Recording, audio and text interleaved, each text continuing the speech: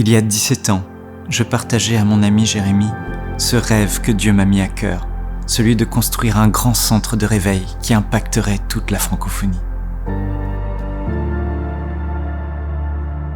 Nous rendons gloire à Dieu pour ces milliers de héros qui se sont levés à nos côtés et qui ont donné avec tant de générosité pour que cette vision se réalise.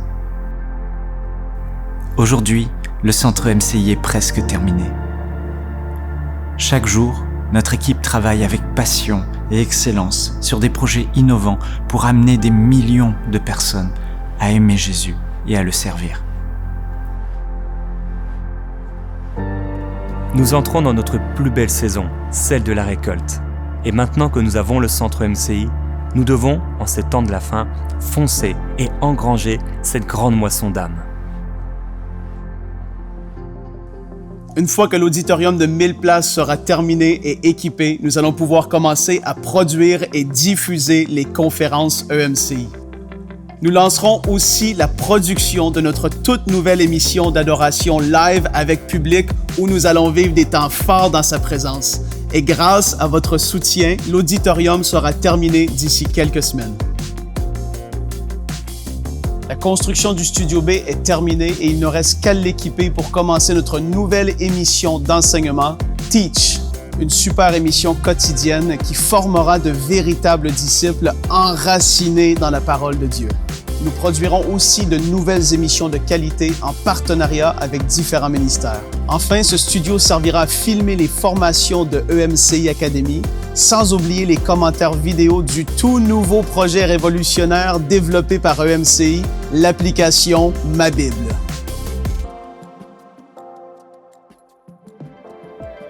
En 2007, un matin à mon réveil, l'Esprit de Dieu m'a clairement parlé et il m'a dit « Michael, il faut que tu crées une application biblique et tu verras, elle portera encore plus de fruits que tout ce que vous avez fait jusqu'à maintenant. » Il y a 2 ans, le Seigneur nous a dit qu'il fallait aller de l'avant avec le projet. Alors, on a fait un pas de foi et Dieu a amené tous les équipiers qu'il nous fallait pour pouvoir développer cette merveilleuse application. Récemment, j'ai eu l'occasion de partager la vision à mon ami Éric Sellerier. Il a tout de suite été super emballé par le projet. Et moi, je suis tellement heureux de pouvoir collaborer avec lui, de pouvoir travailler avec lui sur un projet d'une telle envergure. Je crois que le projet Ma Bible va être explosif. Et il va toucher des millions de gens. Ça, c'est un projet inspiré par Dieu. Et quand Dieu inspire des projets avec sa parole, alors ça peut devenir juste extraordinaire, parce que Dieu veut que sa parole, elle aille dans le monde entier, elle parcourt la terre, elle soit diffusée, elle soit méditée. La Bible est vivante et c'est à travers elle que Dieu nous parle et nous voulons que l'application Ma Bible soit tellement qualitative et à la fois attrayante, à la fois user-friendly que toutes les générations, y compris les jeunes, prennent plaisir à la méditer. Vous savez, beaucoup lisent leur Bible et ne la comprennent pas ou ils la comprennent mal. C'est pourquoi nous avons créé des outils pour aider à bien l'étudier et à comprendre ce que Dieu veut dire à travers sa parole. Par exemple, je peux comparer un verset dans plus de 15 traductions en français, sans compter toutes les autres langues. Je peux aussi en un clic trouver les versets liés à un passage. Je peux aussi lire les commentaires bibliques ou encore découvrir la définition Strong des mots grecs ou hébreux. Une des choses innovantes que je préfère dans l'application, ce sont les commentaires vidéo. Vous pourrez regarder de courtes vidéos de grande qualité qui ont été enregistrées dans nos studios ou des enseignants de la parole qui sont des références dans leur domaine vous aideront à bien comprendre le passage que vous êtes en train de lire. L'histoire du Fils prodigue est claire, limpide. Le Père, c'est l'image de Dieu. Le Fils, c'est toi, c'est moi. Ton Père céleste t'attend les bras ouverts. Avec Ma Bible, vous pouvez aussi personnaliser les passages qui vous ont particulièrement parlé ou qui vous ont touché, comme vous le feriez sur votre Bible papier, mais avec beaucoup plus de possibilités. Vous pouvez surligner, mettre en gras, mettre en couleur, agrandir un verset ou même un seul mot si vous préférez. Et ce qui est génial, c'est que vous pouvez aussi insérer vos propres notes entre les versets et aussi insérer des liens vers des ressources externes. Vous pouvez même ajouter vos réactions avec des emojis et des stickers. Sans oublier toutes les fonctionnalités que vous allez découvrir. Une chose qui nous tient particulièrement à cœur, c'est que les enfants puissent aussi utiliser ma Bible. C'est pourquoi nos équipes ont commencé à enregistrer les plus belles histoires de la Bible racontées en images. Et à la fin de chaque vidéo, il y aura un court message qui pourra parler à leur cœur.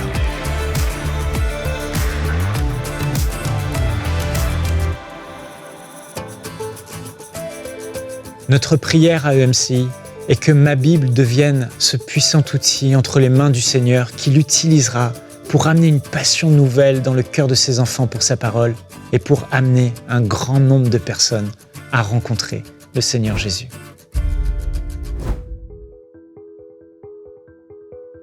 Le projet Ma Bible est déjà développé à plus de 50% et grâce à votre soutien, l'application sortira en 2023. Quant au centre EMCI, nous avons subi une lourde augmentation de plus de 25% des coûts du chantier, principalement en raison de la pandémie. Mais la bonne nouvelle, c'est qu'à ce jour, il ne reste qu'environ 10% du coût global à financer. Aujourd'hui, nous avons besoin que 5000 personnes se lèvent et s'engagent à semer une offrande de 1 000 € ou plus pour finaliser le centre EMCI et ses différents projets. Frères et sœurs, je tiens sincèrement à vous remercier pour vos prières et pour votre fidèle soutien depuis tellement d'années. Vous ne pouvez imaginer à quel point vous êtes une bénédiction pour la francophonie et le fait de vous savoir à nos côtés nous encourage chaque jour dans cette mission extraordinaire que Dieu nous a confiée. Je suis convaincu qu'avec la grâce de Dieu, ensemble, nous allons encore une fois y arriver et que tous ces merveilleux projets marqueront notre génération et laisseront un héritage à nos enfants. Donnons premièrement pour que le royaume de Dieu avance, mais dans ces temps difficiles, souvenons-nous aussi de ce que Dieu nous a promis. Celui qui sème abondamment récoltera abondamment. Que Dieu vous bénisse. Semons dès maintenant pour vivre une grande moisson à travers les projets du centre EMCI. Pour faire votre don, rendez-vous sur emcitv.com/5000. Vous pouvez donner en une seule fois ou en plusieurs mensualités.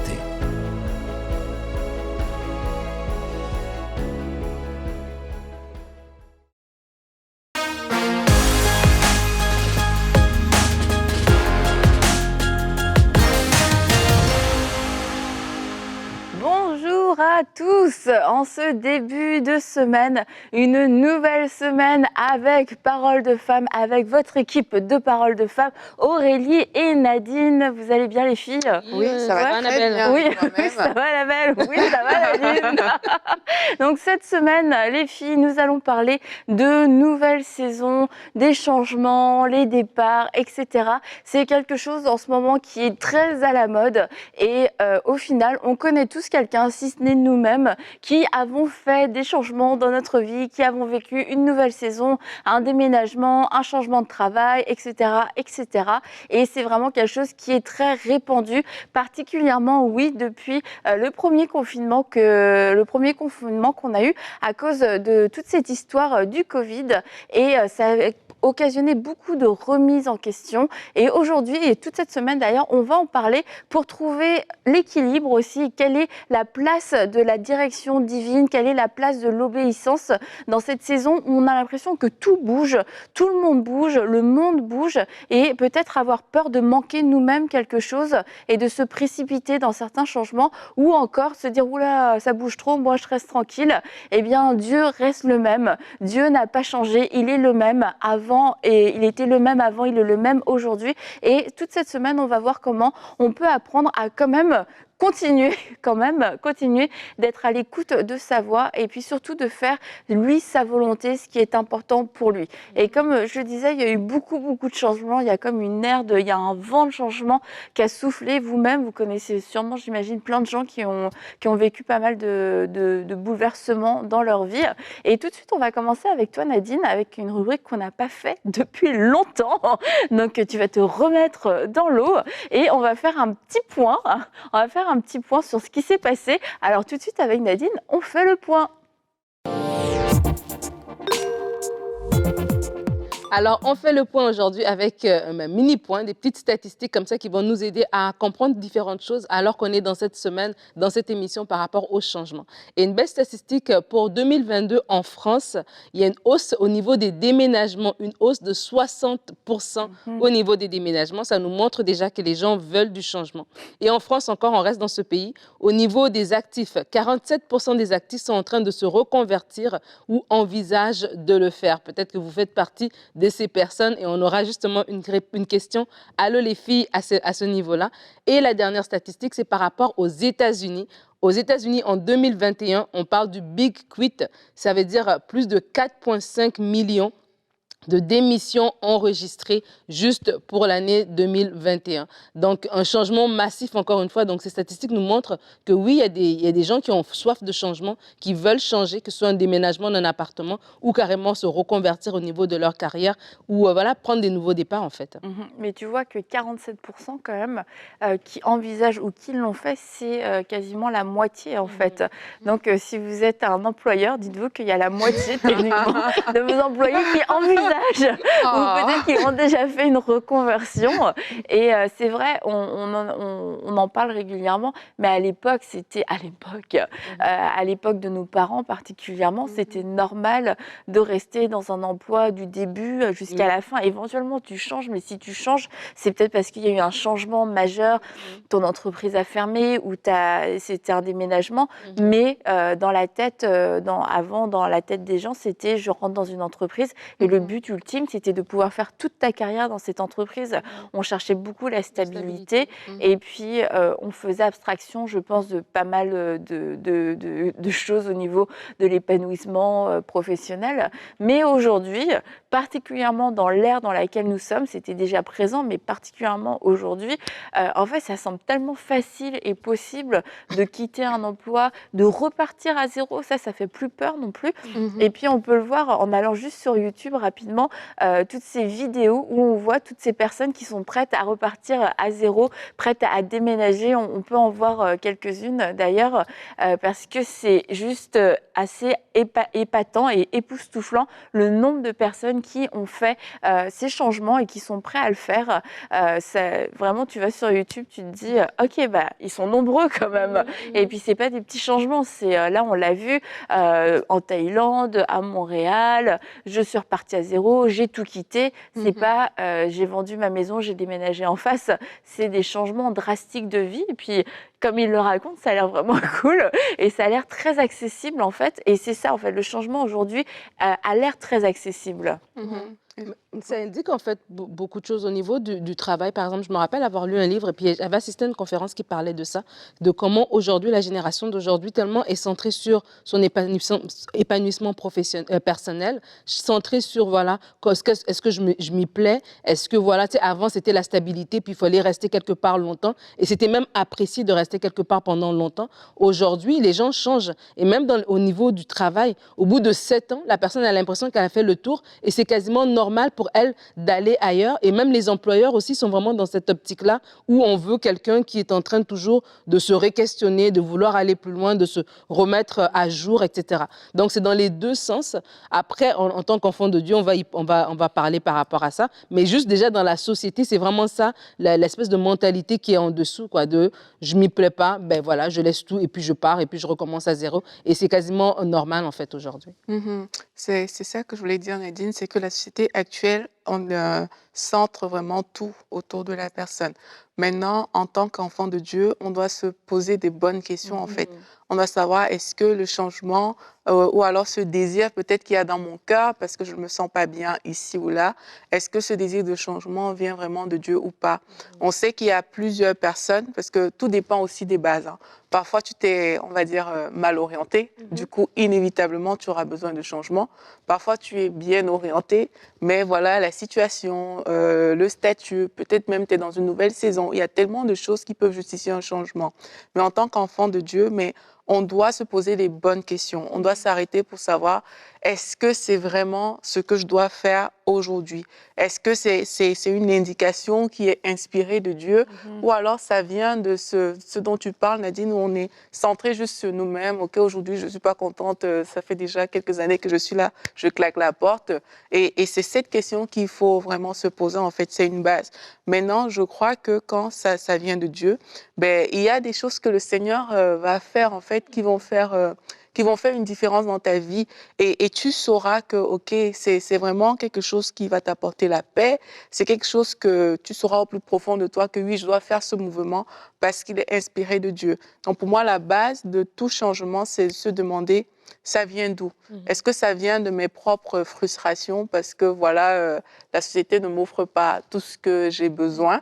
Ou alors, est-ce que c'est vraiment quelque chose qui est inspiré de Dieu?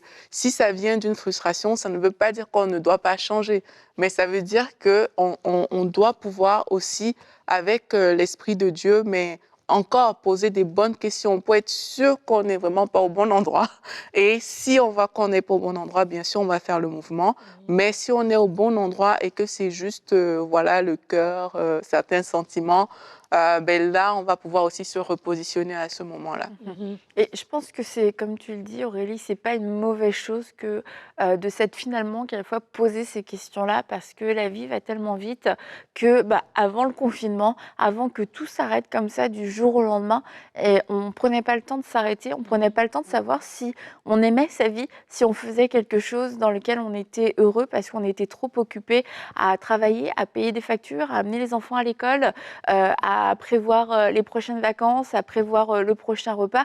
Et la vie allait tellement vite et d'un seul coup, tout s'arrête. Et tu te dis, mais en fait, j'aime pas ma vie. J'aime pas ma vie. J'aime pas la direction qu'elle est en train de prendre.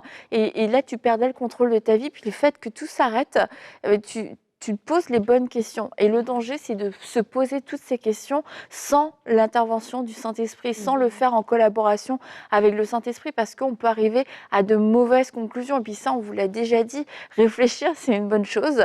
Continuez de réfléchir, mais invitons le Saint-Esprit, parce que souvent, on va avoir de mauvaises conclusions, des conclusions qui vont être charnelles, des conclusions qui sont basées sur le temps présent, où on n'a pas assez de recul. Et là, on commence à avoir un petit peu de recul sur ce qui s'est passé, sur les changements de vie. Je lisais quelques statistiques, notamment par rapport au Big Quit dont on a parlé aux États-Unis, parce que c'était une vague de démissions comme ça n'était jamais arrivé. Et les gens, la plupart ont quitté, quand même, disent pour mieux. C'est meilleur salaire, meilleures conditions de vie, meilleur épanouissement, meilleure promotion, etc. Donc, ils n'ont pas de regrets. Mais il y avait quand même, c'était pas la moitié, mais peut-être un quart. C'était un mauvais, finalement, ça avait été, c'était pas pour le mieux. C'était pas une amélioration, ni au niveau de l'équilibre, ni au niveau des finances, et ni au niveau de la position. Donc, tu te dis, pour ce quart de personnes, tu as suivi le flot, en fait. Tu t'es dit, je tente ma chance, comme tout le monde vendait sa maison aussi. Je tente ma chance, je vais vendre ma maison hyper cher, puis finalement, tu te retrouves dans un truc moins bien parce que tu n'as pas réussi à acheter. Et je pense qu'il y a eu tout ce phénomène. À la fois, il y a eu ce moment de pause où on s'est tous arrêtés et on a pu se poser des questions, on a pu réfléchir, on a pu laisser certaines choses retomber. Et puis après, au sein même du confinement, alors que tout était en pause, il y a une espèce de vent qui s'est mis en route et qui n'était pas le vent habituel et qui a pu aussi nous surprendre. Et c'est là où on a pu se perdre, en fait, dans cette période-là. Tout le monde change, moi aussi, il faut que je change. Tout le monde quitte son travail, moi aussi, je vais quitter mon travail. Tout le monde quitte son église, je vais quitter mon église. Tout le monde tout le monde fait du pain avec sa machine. Je vais faire du pain avec ma machine. Mais tu vois, il s'est passé tout ça. Et c'est qui me disait ça la dernière fois, que tout le monde s'achetait des machines à pain pendant le confinement? Perso, j'ai résisté. Je n'ai pas voulu m'acheter de machine à pain. Et puis, il y en a plein à vendre maintenant, des machines à pain, parce que les boulangeries ont rouvert. Et finalement, tu n'as plus envie de faire ton pain. C'est clair.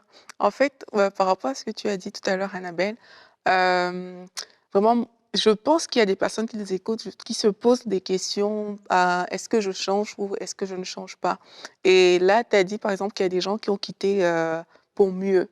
Mais j'ai envie de dire à certaines personnes que le mieux, en fait, se découvre une fois que tu as déjà fait le pas de quitter. c'est là où tu vois qu'en fait, c'était mieux. Parce que sur le papier, les choses peuvent paraître mieux, mais il n'en est pas toujours ainsi. C'est vraiment quand tu vas vivre dans cette saison et tout que tu comprendras que, ah, mais en fait, c'était vraiment chouette. J'ai vraiment fait le bon choix. Je le dis parce que j'ai eu le cas d'un jeune comme ça qui, justement, a quitté pour mieux, mais c'était pas mieux. C'était pas mieux, en fait. Pourquoi? Je le dis pour qu'on puisse vraiment collaborer, comme on l'a dit, avec l'Esprit de Dieu.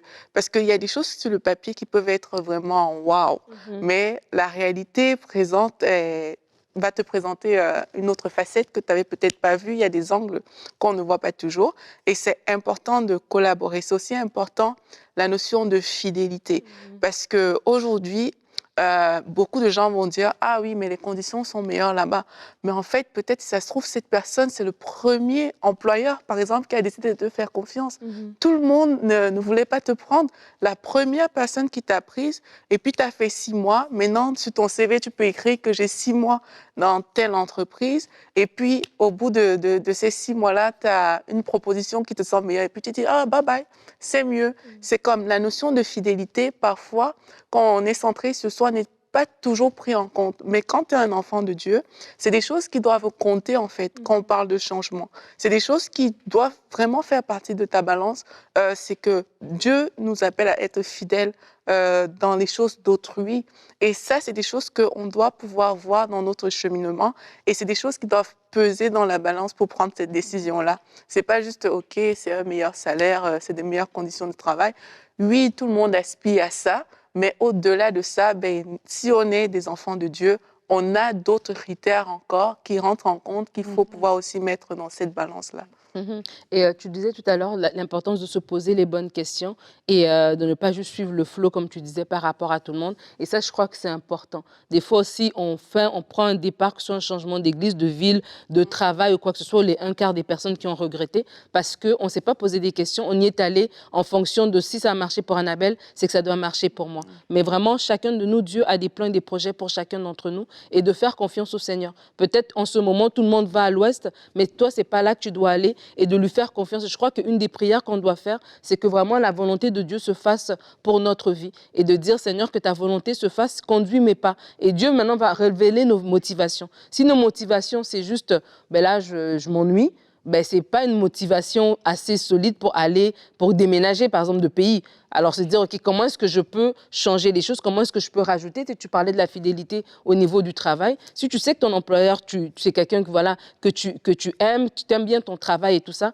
mais ton poste ne te convient plus, avant de faire la décision de partir, des fois, c'est juste de rencontrer ton employeur en disant, écoute, là, je pense que je suis arrivée au max de mon épanouissement dans ce poste ici, puis la personne va te proposer autre chose. Donc, je crois des fois aussi, c'est ça. Des fois, on se lance vite, mais réfléchissons avant et laissons-nous conduire par le Seigneur et laissons Dieu faire sa volonté. La Bible nous dit que Naomi, avec sa famille, ils avaient quitté parce qu'ils pensaient que là-bas, c'était mieux. Mais rendu là-bas, ils ont vécu des choses difficiles, ils ont dû revenir dans leur pays d'origine. Donc, des fois aussi, avant de partir, c'est pas de dire ne pars pas, mais qui m'accompagne. Si je pars avec Dieu qui m'accompagne, ça va. Mais si j'y vais avec mon calcul parce que ça a marché pour mon voisin et ma voisine, c'est là que ça devient compliqué. Et il y a aussi cette notion de grands mouvements, dans le sens que si tu veux faire un déménagement, rien ne t'empêche de venir voir d'abord, avant d'embarquer toute ta vie là-dedans. C'est important parce que, en tout cas, moi, c'est des choses que certains de mes pasteurs m'ont appris même comme ça, dans le cadre juste de changement d'église, là, même pas de déménagement. Mais c'est que parfois, il y a des mouvements que quand tu veux faire, ça vaut la peine d'aller regarder. Parce que comme on dit, l'herbe est toujours plus verte ailleurs, en fait. Mais c'est quand tu vas sur le terrain que tu vas connaître les réalités du terrain.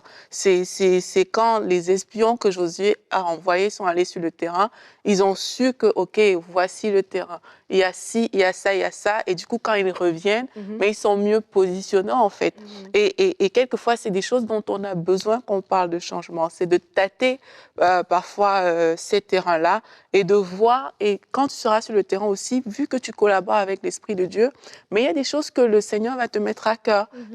Tu peux peux avoir un mouvement de recul, tu peux avoir de l'enthousiasme et tout. Donc, c'est des choses également qu'il va falloir analyser parce que, oui, là, on est en train de prévenir des gens, mais je crois qu'il y a des changements aussi vraiment qui viennent de Dieu, qui sont inspirés et qu'il ne faut pas louper, en fait, parce que le Seigneur attend aussi qu'on fasse ces mouvements-là. Donc, c'est vraiment important d'avoir cette collaboration où quand tu avances, tu sais que, OK, je peux faire ce pas parce que Dieu me conduit. Et n'aie pas peur aussi de te tromper, j'ai envie de dire, dans le sens que ça va te permettre d'avancer et tu pourras revenir, comme tu disais, Nadine. Le problème de beaucoup de gens qui font des changements, parfois, c'est la peur de revenir quand on s'est trompé. Et il faut être dans une attitude, quand on vit une saison de changement, d'être ouvert à l'apprentissage avec le Saint-Esprit. OK, ben, si je fais ce mouvement-là et que ça ne fonctionne pas, ben, parce que le Saint-Esprit, je collabore avec lui, je peux faire un retour en arrière. Et c'est comme ça, en fait, que le changement est réussi au final. C'est parce qu'on n'a pas eu peur de se tromper et qu'on ne s'est pas précipité non plus pour aller dans la mauvaise direction. Et demain, justement, Aurélie, on va parler des pas de foi, parce qu'en effet, il y a des fois, oui, où c'est le moment de pouvoir poser une action qui va sortir de notre logique, qui va sortir de notre calcul, et il va falloir obéir au Seigneur. Et du coup, demain, on verra qu'est-ce que vraiment un pas de foi. Et pour en revenir, tu parlais des grands changements, et on voyait beaucoup ces grands changements dans des changements extérieurs, travail, endroit, maison, déménagement, pays, blablabla. Et en fait, je pense qu'aussi, il y a beaucoup de changements que le Seigneur aurait voulu ou aimerait faire, mais à l'intérieur. Et quand on lit Ésaïe 43, 19, je vais faire une chose nouvelle qui est déjà en germe, ne la remarquez-vous pas? Je vais tracer un chemin en plein désert et mettre des fleuves dans les endroits arides. Et il arrive que quelquefois, notre désert et notre endroit aride, ce soit nous-mêmes, ce soit notre propre cœur, là où Dieu veut tracer un fleuve, tracer un chemin, parce que on s'est peut-être refroidi en cours de route, et ces temps d'arrêt, je pense que le Seigneur attendait aussi qu'on puisse utiliser ces temps d'arrêt, premièrement pour revenir vers lui, plutôt que de partir à la course d'une nouvelle vie ou une espèce de ruée vers l'or. Et il y a beaucoup de choses qui se sont peut-être manifestées dans votre vie, une forme de lassitude, un manque d'accomplissement, l'impression que votre vie tournait en rond, que vous n'alliez rien réaliser, que le temps était passé, que vos enfants avaient grandi. Et puis vous dites, OK, c'est le moment de faire un changement, c'est le moment de reprendre notre vie en main. Et puis de miser sur tous ces changements extérieurs, mais de se dire, mais en fait, le premier changement, c'est moi qui dois le faire, parce que si moi je me déménage tel que je suis dans un autre pays, en fait je vais juste rester la même personne. Je ne peux pas compter sur les systèmes, sur les gouvernements pour m'offrir à moi une nouvelle vie de famille. C'est à moi premièrement de faire des changements. Et beaucoup de choses, je pense, beaucoup d'éléments qui sont ressortis sont le résultat d'une mauvaise gestion, d'un manque de priorité dans nos vies, particulièrement au niveau de la famille. Moi, j'ai entendu beaucoup de gens dire ça nous a permis de passer des moments en famille, etc. Et puis, tu as l'impression, quand tu le vis sur le moment, que plus jamais tu vas revenir en arrière. Tu as l'impression que tu as compris ta leçon, tu as l'impression que toutes tes habitudes ont changé. Moi, j'ai compris. Et puis, on voit que le monde a repris son cours, plus ou moins, et que les habitudes ont repris. Et on voit que, j'ai dit tout à l'heure, les machines à pain sont passées à la trappe, et puis qu'il y a beaucoup de choses de avant qui reviennent, et c'est pas facile de garder ces priorités-là. On a comme eu un flash, une prise de conscience, mais maintenant, en fait, c'est le moment de se dire, mais je dois mettre dans ma vie des choses en place, sans déménager, sans changer de travail, qui vont faire que je vais respecter mes priorités. Et une des priorités, c'est peut-être me dire, mais tu sais, avec le Seigneur, finalement, je vis pas grand-chose. Sans mon église, j'ai l'impression que je suis devenue un rétrograde. C'est de se dire, qu'est-ce qu'aujourd'hui j'ai mis en place pour développer ma relation avec le Seigneur? Juste changer d'église, ça risque d'être bancal, parce qu'encore une fois, je vais être la même personne, mais dans une autre église. Et si demain le monde se ferme encore, je me retrouverai dans le même état que quand c'est arrivé il y a quelques temps. Et je pense que c'est quelque chose qu'on doit se dire, j'ai changé des choses dans ma vie, mais est-ce que moi j'ai changé? Est-ce que moi, le Saint-Esprit a fait une œuvre en moi? Parce que ça devrait être le premier changement qu'on devrait rechercher et auquel on devrait aspirer. La Bible dit de ne commet pas du vin nouveau dans des vieilles outres. Et je crois que c'est vraiment ça, en fait, que tu es en train de dire. Et c'est ça qui va nous aider lorsqu'on veut faire un changement, que ce soit un changement qui est efficace, un changement qui porte du fruit. C'est est-ce que nous, on est d'abord ces outres neuves qui vont accueillir ce nouveau changement, qui vont accueillir cette nouvelle direction, qui vont accueillir ce déménagement, etc., etc. Et je crois que des fois, c'est plus facile de commencer par l'extérieur. C'est plus facile de remarquer l'extérieur, de dire c'est à cause de mon travail. Si je changerais juste de travail, je serais bien. Si je changerais juste de maison, je serais bien. Si je déménagerais dans un nouveau pays, je serais bien. Mais lorsqu'on va en parler demain, lorsqu'on fait un changement et que c'est un changement qui est motivé, qui est conduit par le Saint-Esprit, même lorsqu'on va y arriver dans des endroits où d'autres personnes, eux, ils vont trouver ça difficile, nous, il y aura comme une grâce qui va nous porter parce que Dieu nous aura envoyés à cet endroit-là. Mais je crois que c'est important de commencer par le travail, de nous être les outres qui sont prêts à accueillir ces changements. Seigneur, je sens que tu m'appelles à telle chose, ou moi-même, je me sens que j'ai besoin d'aller à tel niveau. Mais je veux d'abord être en mesure d'accueillir ces changements-là, d'avoir la sagesse qu'il faut, d'avoir la sensibilité à ta voix qu'il faut, de savoir, comme Aurélie a dit, savoir m'arrêter où est-ce qu'il faut, ou savoir revenir lorsqu'il faudra revenir. Donc, du coup, j'ai besoin moi-même d'être d'abord rempli, d'être d'abord, visité par toi, d'être d'abord renouvelé dans mon intelligence par toi, pour que je sois capable de prendre toutes ces décisions par la suite, en fait. Et je crois que c'est le premier point. C'est des fois, c'est plus facile de voir ce qui ne va pas à l'extérieur, c'est plus difficile de voir quand c'est à l'intérieur de nous. Et le travail est beaucoup plus long, mais c'est plus, ça porte du fruit en fait. Ça porte du fruit lorsqu'on commence d'abord par nous-mêmes. Parce qu'après, c'est la fondation. Après, tout ce qui vient par-dessus va se faire beaucoup plus facilement si on commence de la bonne manière. Et c'est bien aussi d'avoir la paix vraiment dans tout ce qu'on doit faire. Parce que peut-être dans tous les cas, on n'aura pas réussi à tout travailler, entre guillemets. Non.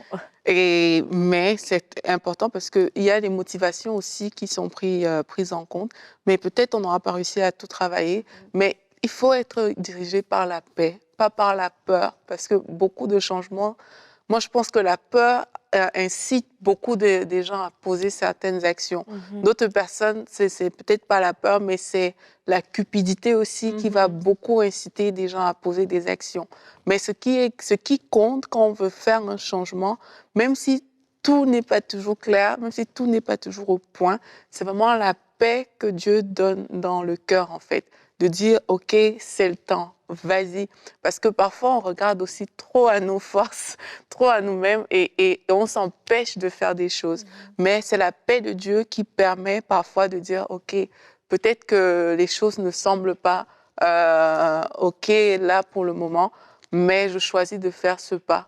Et vraiment que la paix de Dieu pilote et anime toutes les personnes qui nous écoutent. De faire ce pas de foi. C'est ça. Tu peux commencer l'émission de demain, Aurélie. Oui, rendez-vous demain dans Parole de Femme. Non, je blague.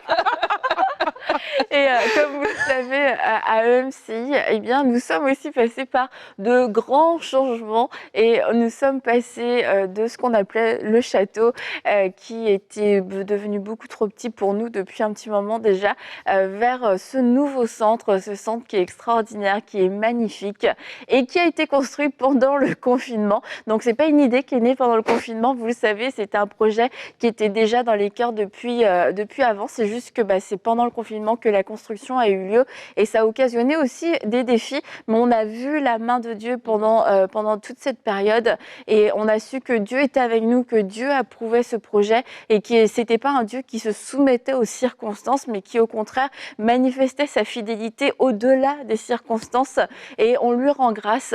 Et on rend grâce aussi pour vous tous qui avez participé et vous savez, on est dans ce temps particulier de l'année, de cette campagne des 5000 semeurs et on veut prendre le temps de vous remercier déjà vous qui avez déjà participé dès le début, votre cœur a été touché et si vous aussi vous voulez en faire partie de ces 5000 semeurs, vous pouvez participer en allant sur l'adresse qui s'affiche juste en dessous et on vous remercie au nom de toute l'équipe de MCI. Merci d'être avec nous, merci de croire avec nous, merci de nous pouvoir permettre à l'œuvre de Dieu de pouvoir avancer à travers chaque saison pour l'avancement du royaume de Dieu. Et puis on va se retrouver demain et on va parler des pas de foi. Aurélie a plein de choses à vous dire. À demain dans Parole de Femme.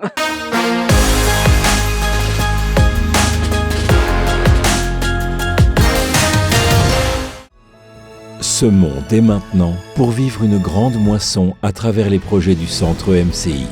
Pour faire votre don, rendez-vous sur emcitv.com/5000. Vous pouvez donner en une seule fois ou en plusieurs mensualités.